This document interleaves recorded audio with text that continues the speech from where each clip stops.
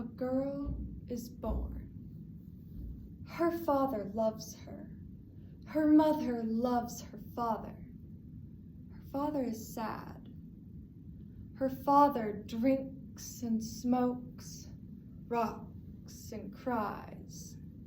Into the river he goes. The mother becomes a fist. The girl is alone. No one likes the girl. She tries, but her mouth is mush. Stupid girl. Angry girl. Girl on street. Girl comes home. Girl gets messed up. Too messed up. Broken heart. Guilt. World gone. Over 75% of girls with reported low self-esteem also report engaging in self-harming activities. Charlie Davis is one of those girls. Broken by a suicide attempt, she found solace in the broken shards of a mason jar. Charlie turned to Ellis, her beautiful girl, but Ellis battled her own demons, stuck in limbo, cutting deeply enough to cause significant blood loss, yet not enough to die. Charlie ended up in a psych unit, desperately trying to put herself back together. Girl in Pieces by Kathleen Glasgow. Like a baby harp seal, I'm all white. My forearms are thickly bandaged, heavy as clubs. My thighs are wrapped tightly too. Like an orphan, I came here with no clothes. Like an orphan, I was wrapped in a bedsheet and left on the lawn of Regent's Hospital in the freezing sleet and snow, blood seeping through the flowered sheet. I remember the stars that night. They were like salt against the sky, like someone had just spilled the shaker against very dark cloth. That mattered to me, their accidental beauty, the last thing I thought I might see before I died on the cold, wet grass.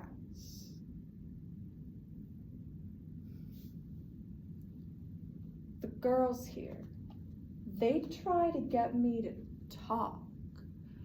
I hear their stories every day, these words that spill from them, black memories they can't stop. Their stories are eating them alive, turning them inside out. They cannot stop talking. We're never in darkness. Each room has lights on the walls that ping on at 4 p.m. and ping off at 6 a.m. They're small but bright. Tonight, as soon as she's asleep, I kick the sheets off and I pull the curtains apart. Maybe I'm looking for the salt stars. I don't know.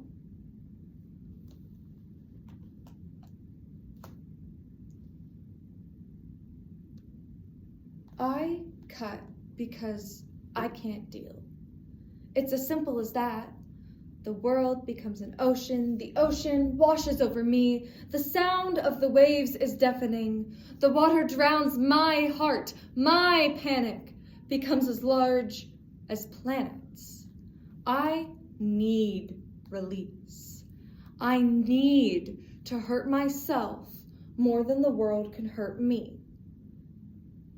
Then I can comfort myself.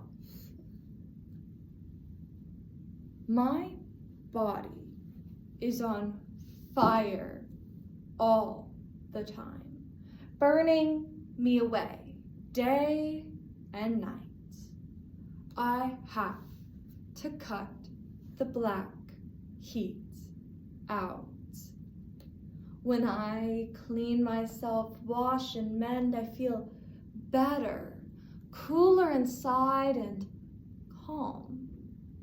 Like moss feels when you get far back into the woods. I'm so lonely in this world, I want to peel all of my flesh off and walk, just bone and gristle, straight into the river to be swallowed, just like my father.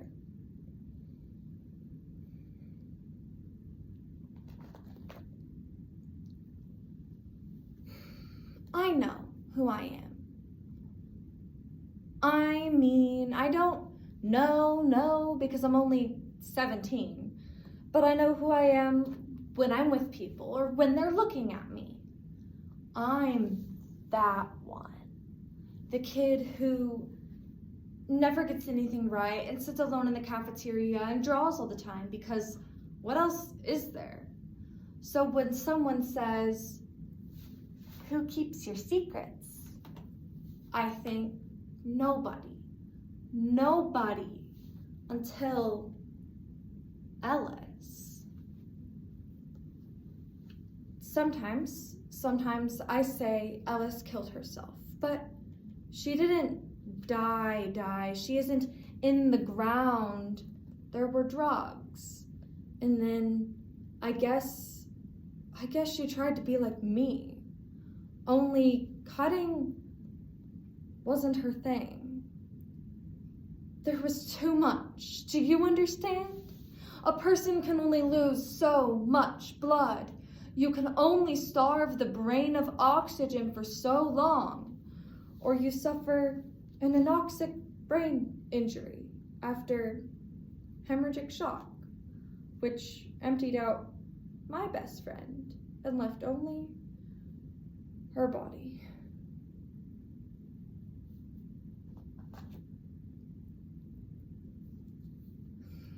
I'm going to live with my mother. Someone tells me, no drugs, no drinking, no silence. You have to work hard, Charlotte, to stay ahead of your old habits. Old things, old habits are comfortable, even when we know they'll cause us pain. You are going out into the unknown. My mother rounded the corner. I had to run to catch up with her. I'm going to follow the rules, Ma. Do whatever you want. Get a job and stuff, okay? She holds out the envelope. Here, this is your stuff. Bus ticket, birth certificate, all of that shit. This is as far as I go, Charlotte. We all know it's not going to work out. You with me.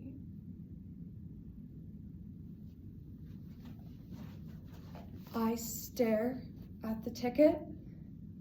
Departure, Minneapolis, Minnesota. Arrival, Tucson, Arizona.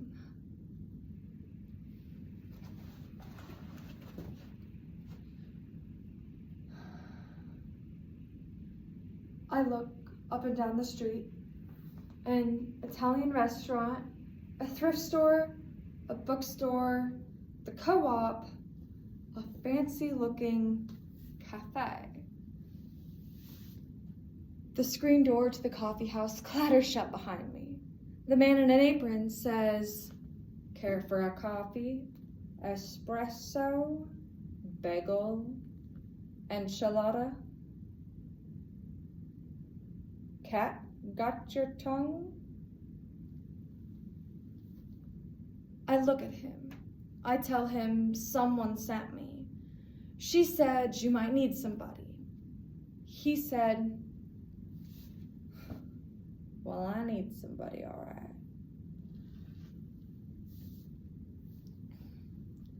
I stand across the street from the coffee shop. I cross the street, taking deep breaths. Just as I'm about to knock on the heavy front door to the coffee house. The green screen door, a few feet down, pops open.